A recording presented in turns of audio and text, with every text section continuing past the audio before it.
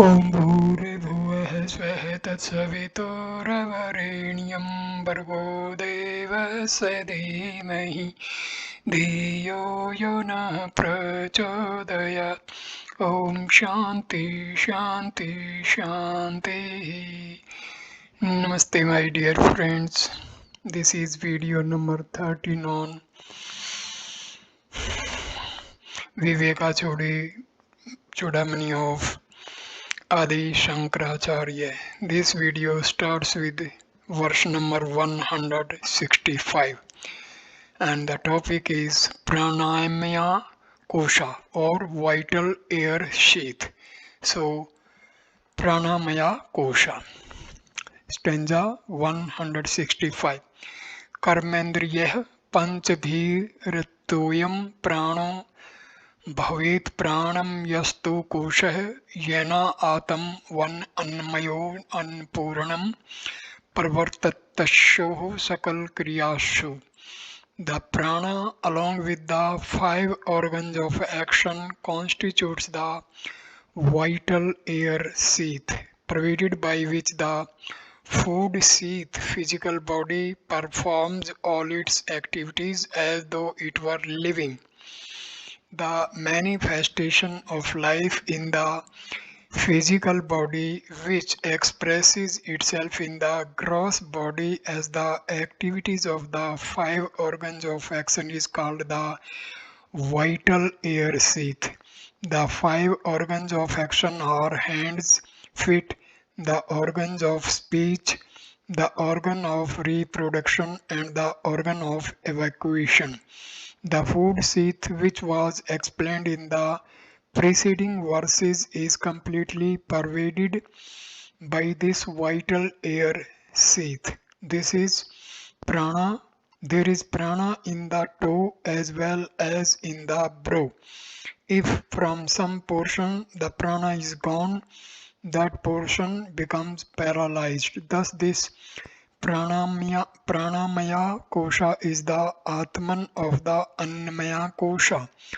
Owing to the vital air sheath and its dynamism alone, all the activities of the body take place. Hence, the Pranamaya Kosha is considered as the soul of the Annamaya Kosha. Some textbooks consider it along with the gross and some along with the subtle body.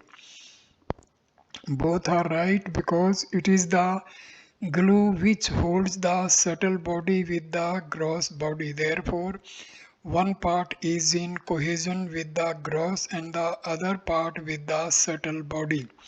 Stanza number 166. नैवाम आपि प्राणमयो वायु विकारो गंता गंता वायु वदंत बहिरेशः यस्म आत्म किंचा कापि न वेतिष्ठमनिष्टं स्वं वाण्यं वा किंचन नित्यं परतंत्र. The vital air sheath cannot be the self because it is a modification of air vayu. Like air, it enters the body and goes out of it, never knowing its joy or sorrows or those of others. It is ever dependent upon the self. The Pranamaya Kosha is a modification of air vayu. As long as it is in the body, all the activities of the body go on. But once it leaves the body, all the activities of the body stop. Since it is a modification of air and has the quality of coming in and going out, it cannot be the Atman. When this air is inside the body, it is called prana, and when it is outside, it is called the atmospheric air. Prana does not know anything, neither its own joys and sorrows nor those of others. It cannot know anything, being inert by itself. The Atman, the Self, is eternal, all-pervasive, and omniscient. It has no modifications, no moments, and it is the knower of all. Therefore, the Pranamaya Kosha cannot be the Atman. This verse is the negation of the vital air sheath. In our day-to-day living, we are not conscious of the pranamaya kosha. Next, we take up the mind for discussion. It is called the manomaya kosha. Its nature and secret technique of negating it are given in the following verses. Manomaya Kosa is given in stanza number 167 to 183. Manomaya Kosa, mental sheath. Gyanendriyani च मनश्च मनोमय स्यात् कोशो ममाहमिति वस्तु विकल्प हेतु संज्ञादि भेद कलना कलितो बलियाम सवत्पूर्वक कोश भीपूर्य विजर्भते यह. The organs of perception along with the mind form the mental sheath, which is the sole cause for the eye and mind diversity of things. It has the essential faculty of creating differences of names, etc., and it is powerful. It pervades the sheath, preceding it the vital air sheath. This opening verse on the discussion of the mental sheath explains what is meant by Manomaya Kosha in Vedanta. The mind, along with its sense centers, constitutes the mental sheath. The sense organs are in the body, but when the mind is engrossed elsewhere, we do not perceive the thing, though they are within the range of our senses. This is because the sense centers are in the mind, and if the mind is not available, no perception is possible. The sense organs by themselves cannot perceive. When the mind flows through the sense organs and reaches, say, the place where the pot is, the experience of this is a pot is generated. The theory of perception in Vedanta is that the consciousness riding on the mind as chitta flows out through the sense organs to reach the pot place. Ghatadesha and contacts the existence sat of the pot. Thus, I become conscious of the pot. The consciousness of the pot is the knowledge of the pot. I-ness and my-ness are born in and maintained by this manomaya kosa, consisting of the sense organs and the mind. The mental sheath creates two distinctions, me and mine. Through them the mind annihilates the peace within. It destroys the inner peace by the sense of me, ahem, and the outer peace by the sense of mine, mama. Myness is nothing but the I reflected upon certain objects outside. The extension of the ego upon the world of objects around is called myness. So extension of I-ness is myness. This extension spreads to frontiers which can never be well defined. All this hallucination is caused by the manomaya kosa. Manomaya kosa is that powerful force which creates all the apparent differences in the world of pluralistic experiences. Wherever there is no plurality, there is no mind. Hence, mind alone is the cause for all plurality. The plurality of names, forms, qualities, activities, and utilities. Where the mind is not, nothing is. Manomaya kosa fully pervades the preceding kosa, that is the pranamaya kosa. Mind can only conceive things known. What I do not know, I cannot think about. The moment I get a new knowledge, it becomes a new idea to think about. In short, the present boundaries of my knowledge are the outermost frontiers to which my mind can run and pervade. Stanza number 168. पंच इंद्रिय पंच भीरेव होतृभि प्राच्यमानो विषयाधधार्या जाजवल्यमानो बहुवासनिधने Manomaya Vihati Panchamam. The five sense organs act as priests who feed the fuel of numerous desires into the mental seeth, which is the sacrificial fire. This fire, mental seeth, brings about and maintains the entire phenomenal world when it is set ablaze by the sense objects, which acts as a continuous stream of oblations. Explaining the Manomaya Kosa, Sankara gives us a metaphor from the Vedic rituals. In the Vedic period, when yagnas and yagas were performed, fire was usually invoked first. So a trough was made which was called the fire altar. In it fuel was kept and then the fire was kindled. As the fire blazed up, the priests and householders poured their offerings of ghee, etc., into it to the chanting of appropriate mantras.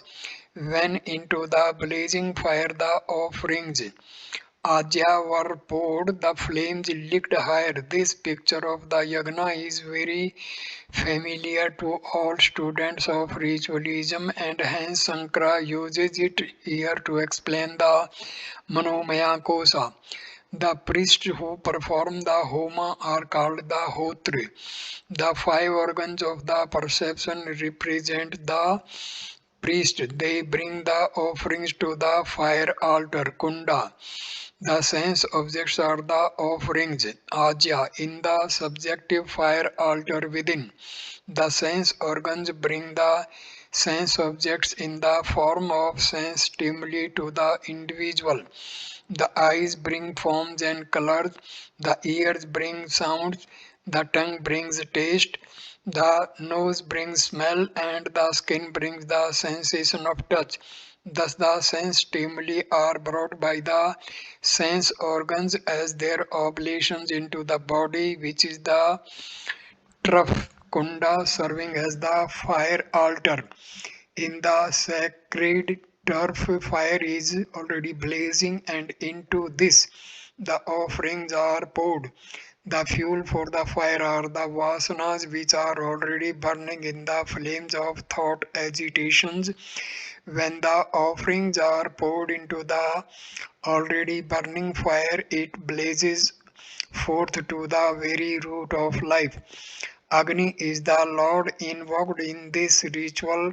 When the Lord is fully invoked and manifest and blesses the priest and the householders. Here, as a result of the subjective yagna of the mind, the Lord manifests and blesses to maintain the world of pluralistic phenomena. The Manomaya Kosa is kept blazing because of the fuel of the vasanas. Into the fire, the ghee, the sense stimuli is poured by the five great priests. The sense organs, when they pour the offerings, the fire blazes forth. Thoughts are only imaginations, sankalpas of the mind expressed in the form of agitations because of its own burning vasanas. When the sense organs bring the stimuli, the mind appears to be more ablaze, that is, the agitations become more and more. These agitations manifest as activities in the world. All this is maintained by the mental seeth. Stanza number 169. Nai Haitvidya Mansotirikta Mano Hai Vidya Bhavbandh Hetu Tasmin Vinaste Saklam Vinastam Vijrabhite Samsankalam Vijarbhate. Apart from the mind, there is no ignorance, avidya. The mind itself is the ignorance which is the cause for the bondage of rebirth. When the mind is destroyed, everything else is destroyed. When the mind manifests, everything else manifests. All avidya put together is maya. Maya is constituted of the three gunas, sattva, rajas and tamas. These function only in the mind. Therefore, other than the mind, there is no avidya. Mind alone is avidya. It is the cause for all the bondages in the world of becoming. When this mind is destroyed, all pluralistic perception and the sense of morality, and when it is projected, the entire world gets projected. Therefore, in order to go beyond the world of becoming, the mind has to be controlled and transcended. The mind cannot be controlled unless the sense organs are controlled. The sense organs cannot be controlled unless their fields are controlled. So one should first get away from the sense objects in order to quieten the sense organs. Then, to gain a greater conviction, the seeker must study and reflect upon the scriptures. He should read, study, reflect, contemplate, and meditate deeply. When the non-apprehension of reality and the consequent misapprehensions of plurality are removed, the mind becomes predominantly filled with sattva. Sattva guna pradhana. Maya is then dispelled and one comes to apprehend one's own real nature. Stanza number 170. स्वप्ने अर्थ शून्ये सर्जति सशक्त्या भोक्तर्धि विश्वं मन एवं सर्वं तथैव जागृतपि no विशेष सत् सर्वं मनसो विजर्भषणम्. In the dream state, even though there is no contact with the outside world, the mind alone projects the entire dream universe of enjoyer, etc. Similarly, the waking state is no different. All this world of pluralistic phenomena is but a projection of the mind. During the dream, when there is in fact no connection with the waking world, the mind out of itself creates the dreamer, the dream world, and the dream experience. The experiencer, the experienced, and the experiencing in the dream are all created by the mind alone. The mind is the dream subject, the mind is the dream object, and the mind again is the dream experience of joy and sorrow. Similarly, in the waking state also there is no reality at all.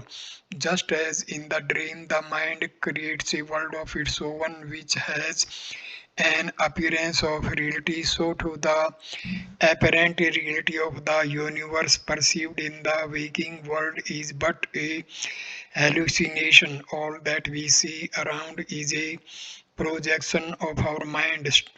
Stop the mind and the world ends. One may say, how about the other man seeing it? But the other man is also the perceiver's own creation only.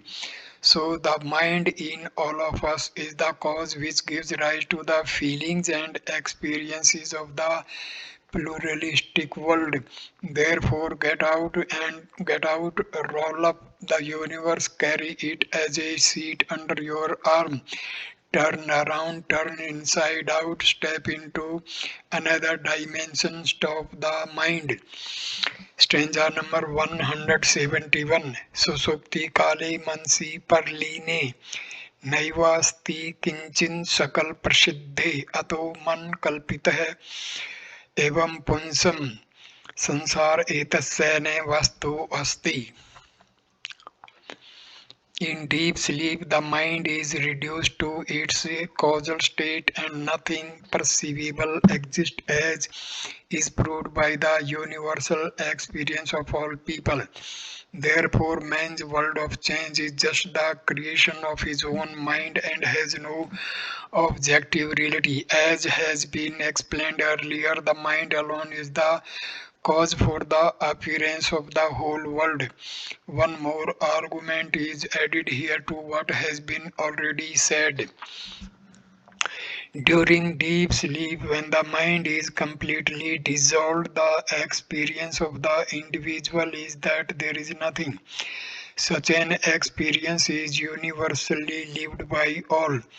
Everyone under the spell of deep sleep has the same experience. There is no exception to it. Thus, When the mind is not there, there is no world perceived. So then the world of variable experiences, sansar of man, this woeful life of plurality and its sorrows is projected by man's mind alone. Consequently, this world is of the mind alone. De facto, it is not there. You are seeing the world because you are looking through your mind. Rise above the mind and look over it. World perception, then it is not possible as in the deep sleep state of consciousness. Stanza number 172.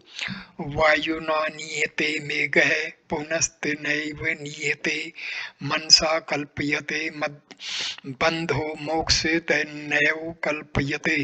The wind gathers the clouds together and the wind itself scatters them. So too the mind is responsible for bondage and also for liberation. The clouds are brought together by the wind and they get scattered again by the same agency, the wind. By the mind, one considers oneself limited, mortal, and bound. When the wind brings the cloud together, the ever brilliant sun is not seen. When the mind brings the storms of its agitations into the bosom, the resplendent Atma is not readily recognized. When the agitations are reduced and the same mind is turned towards subjective realization, all the sense of limitation and bondage ends. Sankara leaves nothing unsaid which might create doubts in the immature mind of the beginner in the study of Vedanta. How the mind causes bondages and how the same mind brings about liberation is explained in the following verse. Stanza number 173. Deyadi sarvvisye prikalpe ragam badnadi ten purusham pasuvad gunen वैरसम्मत्रे विषम वस्तु विधाय पश्चादेनम विमोचयति तन्मन एवं बंधात. The mind causes man's attachment for the body and the sense objects. These attachments bind him like an animal that is bound by ropes. Therefore, the same mind creates a distaste for the very same sense objects as though they were poison and liberates man from the bondage. From the standpoint of the mind, the body, the sense organs, and the objects of the world are all objects. Not only does the mind project all these, but having projected them, it creates an attachment in man for these objects. By this attachment, he gets bound and becomes limited and sorrowful. Thus the Atman, the self apparently tied down, is the Jiva, the individuality, its freedom all gone. It lives as an abject slave of the mind on account of the attachment of objects thus created. The individual gets bound like cattle with a rope. The properties of Sattva, Rajas and Tamas bind the individual. Though the infinite heavens invite the bird to fly free and enjoy, it does not leave the mirror in the veranda because of the attachment it has created for its own reflection in the mirror. Nobody wants to leave the object of his attachment and liking. When an animal is tied down with a rope, it has a limited freedom commensurate with the length of the rope. Similarly, when the infinite consciousness is apparently bound by the gunas, it seems to have lost its omnipotency and omnisciency and become the limited jiva. But this individuality also has a limited freedom ordered by the proportion of its gunas modes. These attachment and bondage are created by the mind alone. The same mind is useful to liberate the jiva from this bondage, that it may revert to its original nature, the pristine glory of divine omnisciency and omnipotency. After being bound to the world of objects, liberation comes to man only when he gets rid of his meaningless fascination for the sense objects. Freedom lies in not depending upon the sense objects for one's inner happiness. This dependency can be overcome only when there is a total dispassion, vairagya, for the sense objects. This passion for a thing will develop only when one finds that the object no more gives one any joy. If the idea that the joy content is not in the object outside is firmly established in one's understanding, then one is immediately released from all one's personality bondages. This dispassion, vairagya, is brought about by the mind alone. Nobody in the world has attachment for poison. Nobody longs to take a pinch of potassium cyanide. When one finds no taste rasa in an object, no more is there any attraction raga towards it. Lack of taste rasa creates desirelessness, vairagya. So by understanding that there is no real taste in the object, the mind frees us completely from the persecutions of the world of plurality. Thus, the mind alone causes bondage, and it is the mind again that liberates the individual. This play is called Maya, which is in fact our own avidya, our own non comprehension of reality. Stanza number 174. Tasma तस्मान्मनेः कारणमस्य जन्तो बन्धस्य मोक्षस्य च वादविधाने बन्धस्य हेतुर्मलिनं रजोगुणैः मोक्षस्य शुद्धं विरजत सत्तमस्कम्. Therefore, the mind is the cause for both liberation as well as bondage. When it is blemished with the effects of rajas, it causes bondage. When it is free from the rajas and tamas qualities, it paves the way to liberation. Therefore, meaning because of the reasons explained in the above verses, it is now clear that the mind alone is the cause for bondage as well as for liberation. The feeling in man that he is bound or that he is liberated is only a state of his mind. The Atman, which is one's real nature, is never bound. Then, where is the question of release for it? Liberation is only with reference to the bondage. When one is really liberated, there is neither any bondage nor any release. One is just that. The conditions of bondage and liberation are only states interpreted with reference to the conditions of the mind. Wherever it is in constant agitation, the individual is in bondage, bandhan. Rajoguna is the cause for the agitations of the mind. This Rajoguna comes into play because of Tamoguna, the non-apprehension of reality. Whenever there is in the mind a preponderance of rajas and tamas, it is agitated and therefore is in bondage. When the taints are removed and it is quietened, that is, when it becomes predominantly sattvic, one has the experience that one is free and so totally liberated. When the mind is turned inwards towards Om, it is a mind full of sattva, and when it is turned towards the OET, it is mind impure, being mixed with rajas and tamas. Both these are tricks of the mind.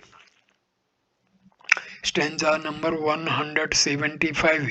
Vivek Vairagya Gunatireka Chudamashadde Mano Vimuktaye Bhavyatto Buddhimatto Mumuksho Stabhyam Drdbhyam Bhavittavyam Magre.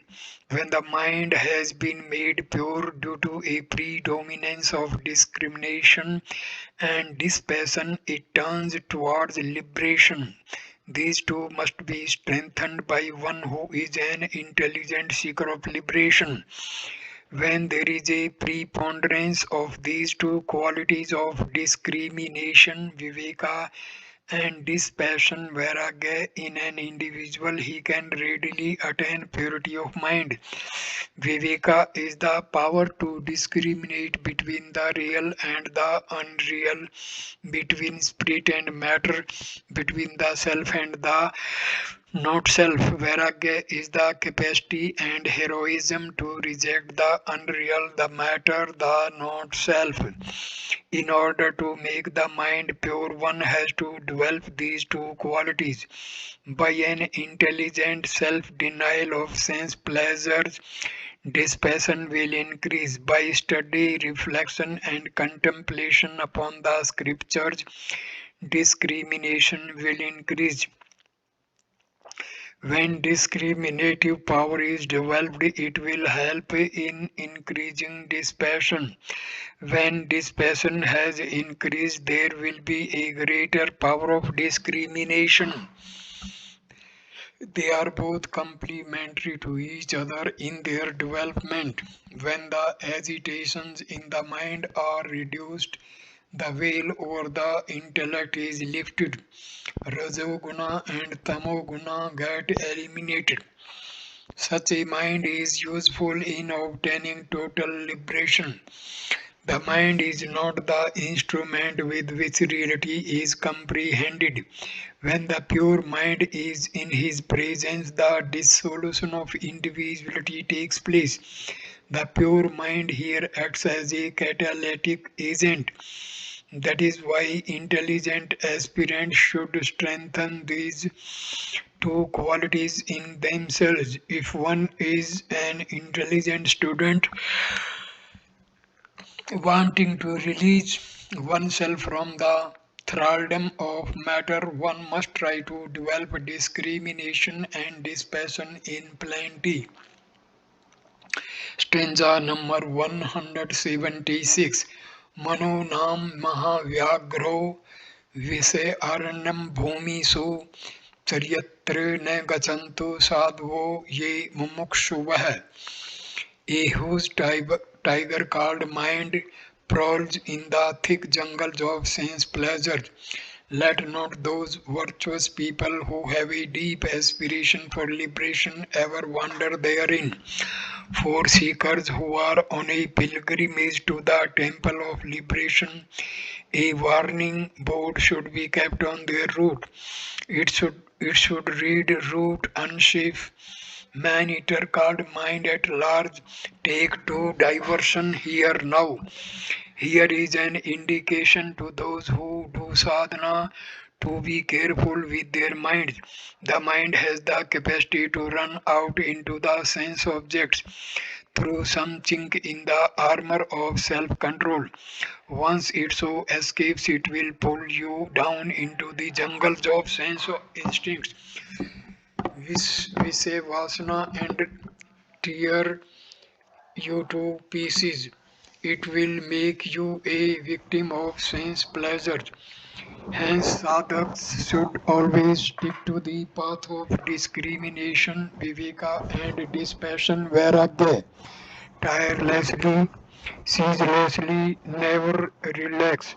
The moment you slip from this path, the mind will take hold of you and you will find yourself helplessly dragged into the jungles of sense objects and their endless pain-ridden enchantment. The mind is an instrument provided by the Lord and it by its very nature must continuously run out to the sense objects. This is its essential function, to cleanse the mind of all its sensuousness is to expect the mind to live its own dharma. This is impossible, yet we as sadhaks can keep ourselves away from our blind identification with the mind and its roamings. We must meet the man-eater prowling in the deep jungle tracts, but we can avoid rushing at and embracing it. Be warned, the mind is a dangerous threat if we identify with it. Let it be in the bosom. Be a witness to it and you are safe. Stanza number 177.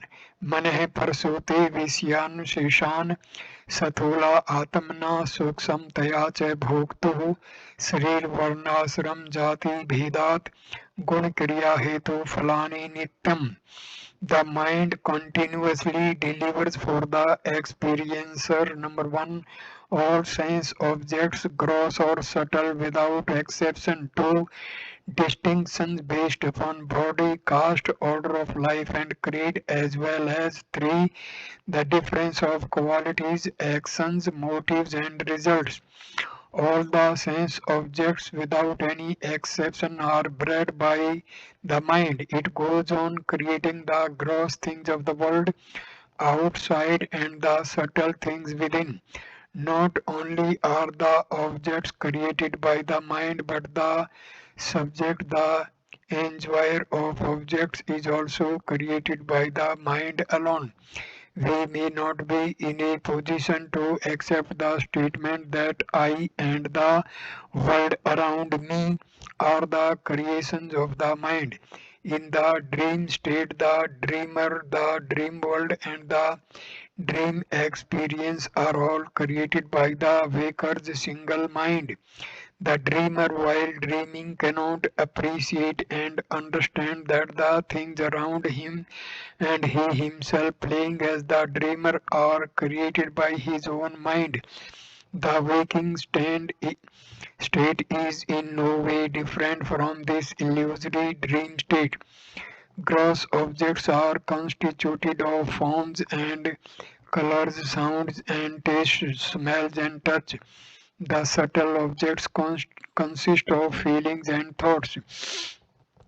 In the sense objects, gross and subtle, we find innumerable varieties and endless differences, such as those based upon caste, creed, status, position in life, etc. All such differences are without an exception always created by the mind. The differences in qualities, activities, causes and their consequences are all created by the same mind. If the mind is not there, then as in deep sleep none of this is present. All things perceived in the dream, subtle or gross, objects or beings, thoughts or emotions, all their differences in kinds and modes. In fact, everything created in the dream is in the mind alone. So too the waking mind creates the waking world.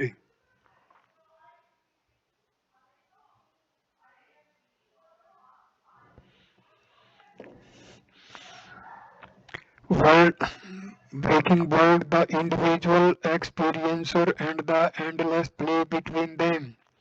Stanza number 178. असंचिद्रमं विमोह्य देह इंद्रिय प्राण गुणै निर्बध्य अहमेति भ्रमयत्यजस्रं मनः सौकृतेषु फलोपभुक्तिषु. Unattached pure intelligence is the essence of the jiva, but the mind beguiles it and binds it by the ties of body, sense organs and pranas. It causes this jiva to wander with the idea of I and mine in the varied experiences of results gathered by itself out of the supreme reality Brahma, which is ever unattached to the matter, vestures and the every and the very nature of which is absolute knowledge, immortal, limited. Jiva is created by the mind. The mind does this trick by first deluding itself by forget, forgetting its real nature. Having achieved this non-apprehension of reality, The mind makes man attached to the matter vestures. Thus the individual gets identified with the body, the sense organs and all the physiological functions within him. Therefore he gets bound by the gunas, sattva, rajas and tamas. This is entirely a deliberate trick of the mind. Really speaking, the Atma is never deluded, the waker is never confused. In the dream, the waker apparently becomes the dreamer. By such identifications, the qualities of the BMI are assumed to be temporarily one's own properties, and one becomes the limited ego, the Jiva. This is the bondage, the limitation, the delusion. The mind perpetrates all these, and the individual starts behaving like a separate entity and suffers the sorrows of I and mine. The feeling of I-ness in the activities of the mind and the feelings of mineness in the enjoyments of the mind are delusions created by the Manomaya Kosha. When such a feeling arises, it announces the birth of the Jiva, and this Jiva, exhausted and weary, seeks its liberation. So it is this mind with which you have to remove the mind. Stanza number 179. अध्यास दो दोष पुरुष से संसरती रध्या संबंध वही मुन्नैव कल्पित रज सति तमो दोष वतो विवेकिनो जन्मादि दुखस्य निदान में तत्. The evil of superimposition causes man's transmigration, and the mind alone is responsible for the bondage of superimposition. For a man who is tainted with rajas and tamas and who lacks discrimination, this causes the misery of birth, etc. The ever-changing phenomena of the world, both outside and within one's self, and its consequent joys and sorrows is called sansar. Invariably, there is inherent sorrow in the phenomenon of change. Where there is change, there is agitation, and agitation is the expression of sorrow. The root of all this is the misapprehension arising out of the non-apprehension of reality. This misapprehension, otherwise called superimposition, is termed as adhyasa in Vedanta. When the truth of a thing is not correctly seen as it is in our error of judgment, we see another object substituted in its place. This trick of the mind is called superimposition, adhyasa, or its power of self-projection. When a rope is not seen as a rope, our error of judgment gives us the misconception that it is a snake or a streak of water or a piece of wood or a crack in the earth. When such superimposition starts, the superimposed illusion completely covers the reality. When the serpent is seen, the serpent covers the rope completely. When truth is not recognized as truth, there is no sorrow, it is only ignorance. But when ignorance breeds misapprehensions, then sorrow arises. Therefore, sorrow is not in the non-apprehension, but is inherent in the misapprehension. In deep sleep, we are in ignorance, pure non-apprehension, and there is no sorrow in it. In fact, there is much in the saying, ignorance is bliss. This theme of superimposition, adhyasa, is very exhaustively discussed by Sankara in his introduction to the Brahma Sutras. He says the phenomenon of superimposition is not one-sided. Not only is truth misapprehended as the illusion, but the illusion is firmly understood as the truth. But the illusion is not without a basis. When a rope is not seen as a rope, never do we in delusion see an elephant or a cow or a building instead of the rope. Upon a post, a ghost or a man can be superimposed, but never a cow or a snake. Hence, it is clear that although it be only a superimposition, still it strictly follows certain laws. When a snake is seen in place of rope, the illusory snake form covers the form of rope and dharmas of the snake are superimposed.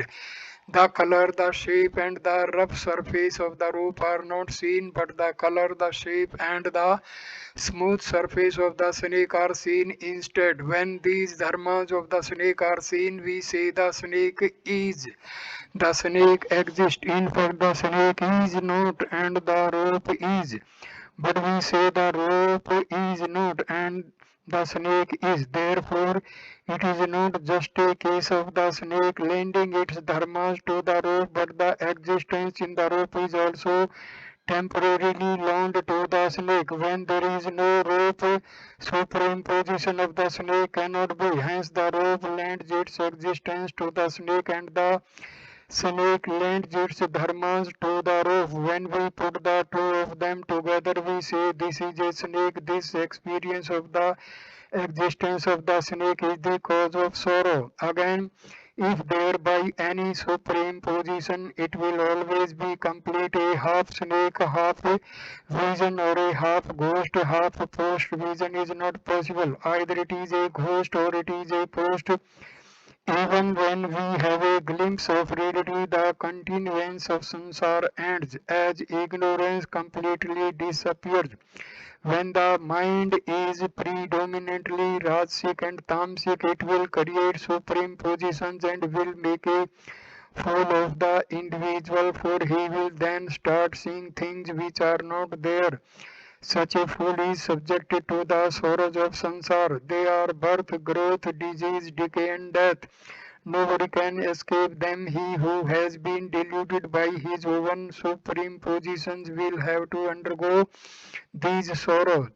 Stanza number 180. अतः प्राहर्मन विद्याम पंडिता तवत दर्शिनः ये नैव भ्राम्यते विषयम वायुनेवा ब्रह्मंडलम. Hence the mind is considered to be avidya by sages who have discovered its secret. By this alone the universe of experience is tossed around like the clouds by the mind. Because of the reasons given, the learned ones say that the mind alone is avidya. It is because of the mind that the world and its activities continue. Purposeless knocking about is Brahmana, the illusion of purposeless change. Brahmayate means moving about with no aim or goal through a series of prophetic changes. Thus the universe and its activities are knocked about by the mind just as the clouds are knocked about by the wind. This jogging along in the realm of change creates sorrows for man. Stanza number 181. Tanmane sodhanam karyam paryatnen mumukshana vishuddhe sati chetasmi mukti kram palayate. Therefore, the mind must be diligently purified by one who seeks liberation. When the mind has been purified, liberation becomes as readily available as a fruit in one's own hand. From the above explanation, it is evident that for spiritual realization, the mind has to be purified. Purification of the mind means removal of Rajoguna and Tamoguna, meaning their resultant agitations and wailing from the personality. This is not an easy job because the psychological dirt within has been accumulated by us all through ages past. With great effort and intelligent self-control, purification of the mind can be achieved. No effort can be consistently put in by anyone unless he has been an inspiring goal. Such an amount of effort to cleanse one's inner equipment can be put in one by one who is inspired by the goal of liberation from matter vestures. Those who have a burning desire for liberation should make at first an all-out effort to cleanse the mind that is itself spiritual ignorance. When this is done, liberation is not far away at all. It is like the fruit on your palm, already there right with you. Stanza number 182. Mukshi saktya visyesu ragam nirmulya sannasya cha sarvakaram sadrachaya ya sarvanadi nishto rajasubhavam dhunoti buddhai. With single-pointed devotion for liberation, he who roots out his attachments for sense objects, renounces all actions, and with faith in truth constantly hears the truth, etc., he can purge the rajasic nature of his intellect. Relinquishing both the doership and the enjoyership, one accomplishes the end of the ego. Ego, the jiva, is constituted of these two. When it is only of them, it is easier to remove the enjoyership. The I am the enjoyer attitude from the fruits of actions can be removed easily. For this selfless, dedicated services, karma yoga has been recommended. Activities without ego and egocentric desires cleanse the mind. When one works dedicatedly without the ego and the egocentric desires in the world, the existing vasanas get exhausted and no new vasanas are created.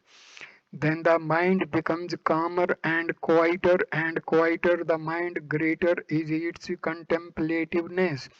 So one gains a deeper understanding of the scriptures. Through Shastra study, one will be able ultimately to eliminate the false vanity, I am the doer. So for a person who has cultivated single-pointedly devotion for liberation, a way has been suggested here for the purification of his mind. Dedicated activity without the ego and the egocentric desire, study of the scriptures with faith and understanding, and an intelligent removal of the vanity that arrogates all activities to itself will result in the complete elimination of the rajasic nature of the intellect. When the mind and intellect are purified, liberation is just like the fruit one's palm, one has only to enjoy. Stanza number 183. Manomaya napi bhavet pratma hayyadante vatta prinam bhiva bhavat dukhatam kava dvishhete drashta hi drashyatam taya ne drishta. The mental sheath cannot be the Supreme Self either, for it has a beginning and an end. It is subject to modifications, pain and suffering characterize it, and it is an object of cognition. The subject can never be identified with the object of knowledge. Defining and expanding the Manomaya Kosa, Sankara has used the largest number of verses, and now with this verse he denies and negates it. So many verses have been used to explain it so that the student may get a precise understanding of the Manomaya Kosa, how it works and what is its nature, structure and function.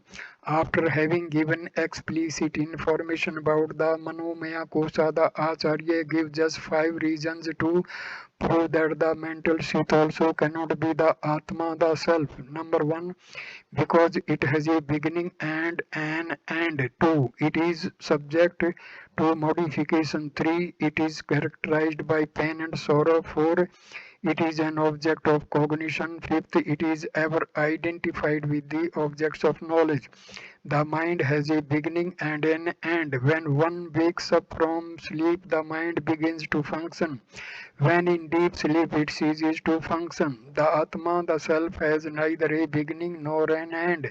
It is eternal and infinite. Hence, the mind, which is ephemeral and finite, cannot be the Atma.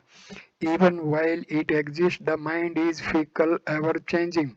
At one moment sorrowful, at another it becomes joyful, now peaceful, now agitated.